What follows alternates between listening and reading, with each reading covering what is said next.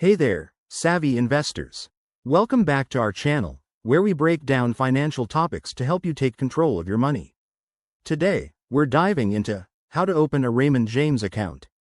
If you're looking to start investing with a reputable firm that offers personalized advice and a range of services, this step-by-step guide is perfect for you.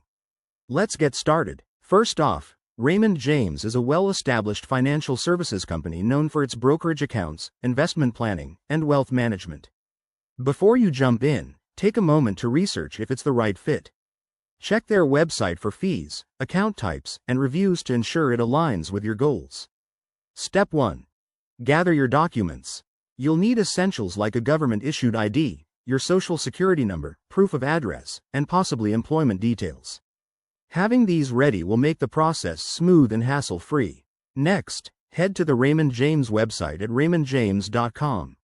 Look for the Open an Account button. It's usually front and center. They offer various options like individual, joint, or retirement accounts, so choose the one that suits your needs. Once you've selected your account type, click to begin the application. You'll fill out forms with your personal information, set up security questions, and answer questions about your financial situation and investment objectives.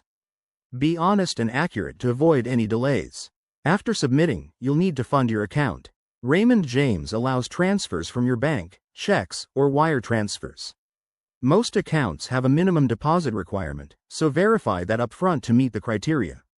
Finally, once approved, you'll get a confirmation email. Log in to your new account, explore the dashboard, and start building your portfolio. Remember, this is just the beginning. Consider chatting with a financial advisor for tailored advice. Thanks for watching. If this video helped, hit that like button and subscribe for more financial tips. What's your next investing move?